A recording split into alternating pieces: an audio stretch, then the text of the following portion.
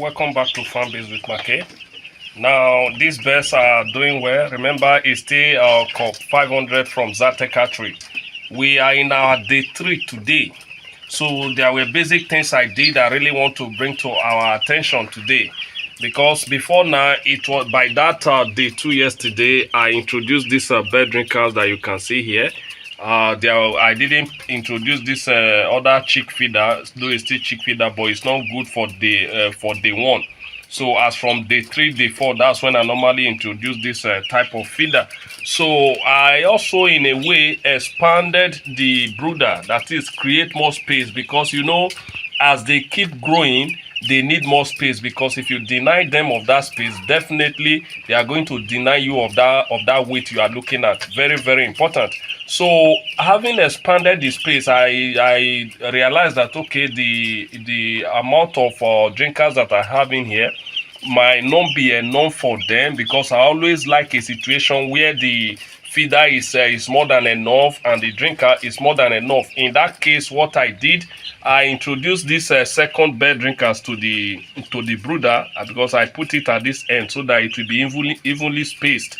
Now, as at yesterday, it was just 2 flip top feeder that I introduced. I think this one and one other one.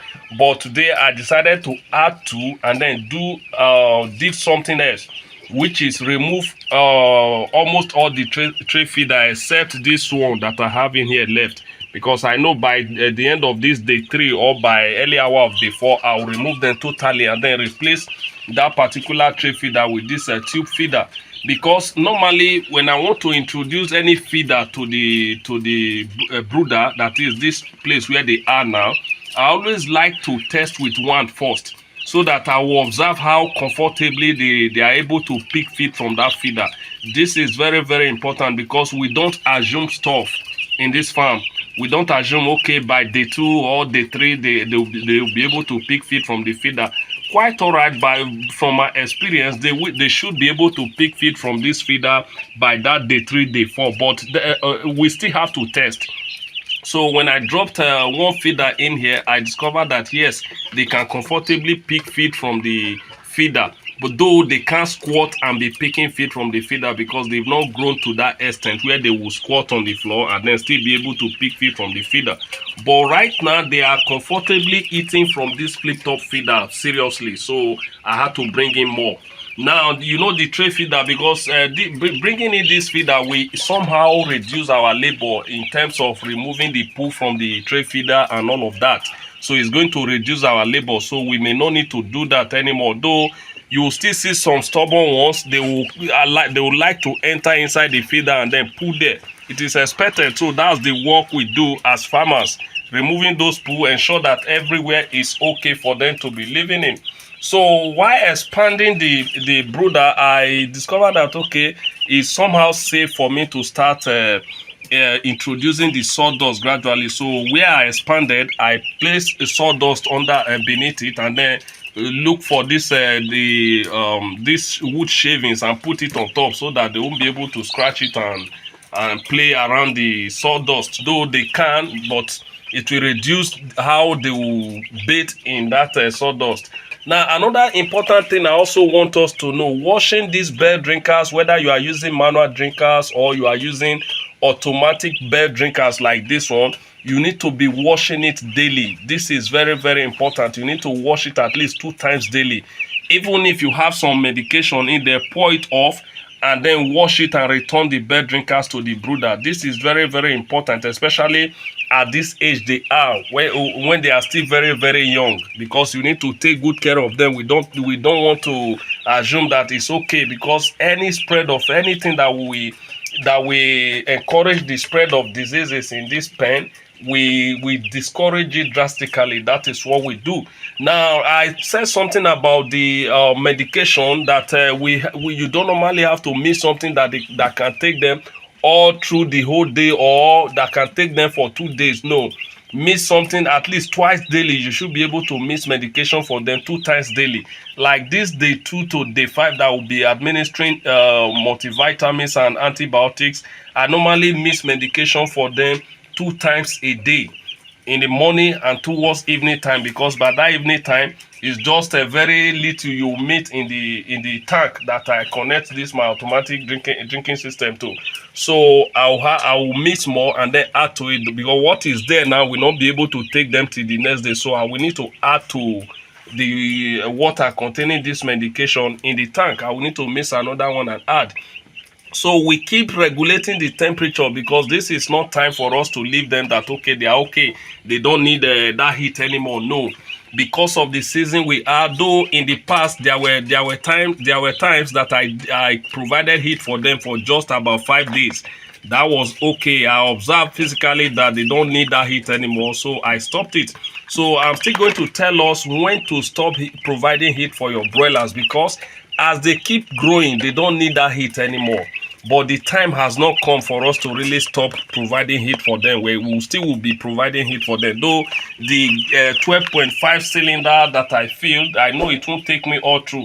I will still have to fill it maybe by day 4 or day 5. So I will need to fill like some quantity too, so that to enable me get to the time when I will be stopping the heat for them totally. Now there is a comment that I received today from the past video that I posted is it about in about less than 48 hours ago, that okay, you've been seeing my video, that you've not heard me made mention of giving my best booster, giving my chicks booster. So that's because you've not actually seen that video that I made some time ago, how to raise your best to 3 kg without booster. I want to state it here again. You will never hear me made mention of that booster, giving booster to your birds so that they will gain that maximum weight. No, you don't need that, because it's a waste of money. If you want to increase your cost of production drastically, go ahead and buy your booster, because to me it's just overloading your birds with medication. You don't need it, because the booster we are talking about is this antibiotics, multivitamin packaged in high concentration. That's what those things is all about. Whether they tell you okay, 1 sachet per 25 kg of feed, or put it in their water and all of that, you don't need that. Because when you look around, when you look at what we've been doing since day one, we said that we commenced the administration of multivitamins and antibiotics. When did we do that? We commenced that by day 2. Now we are going to stop it by day 5. Now what is it not the same function? Because when you look at the leaflet in those your so-called booster, is the same antibiotics, multivitamin and all of that you will see there. That is what we are already giving now. So the chicks that we are raising right now, it's not that they lack that vitamins that is making us to give them these multivitamins.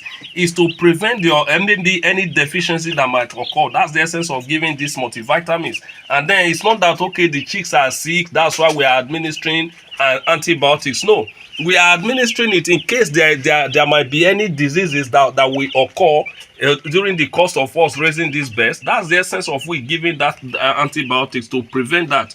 So I want to state it here again. You don't need booster to get that massive weight. No, I want to advise this my follower to really check out my channel. You see more videos on this booster. You don't need it.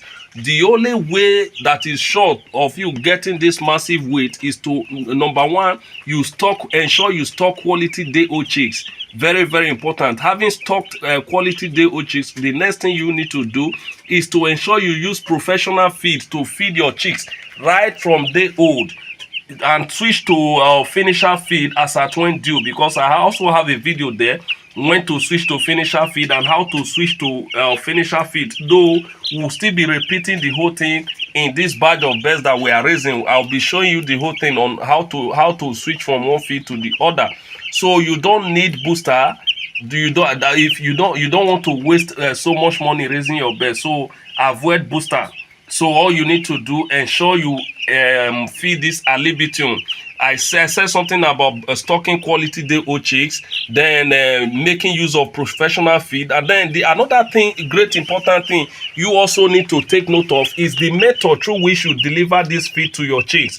Very, very important. Like I said in my day one, you give them little by little, something they can finish within few hours. It's not something like this feeder is now. Okay, I will just fill up this feeder to the top here and go about my daily activities, hoping that the next day I'll come and check on them. No, I don't even put feed here. I just put some around this point.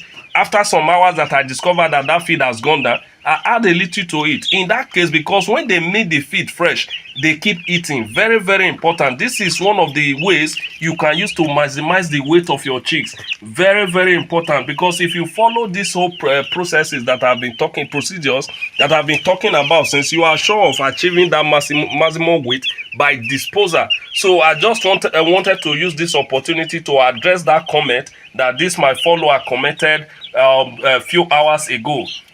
This is very, very important. So this is where we are today, day 3. So we are gradually heading towards day 4.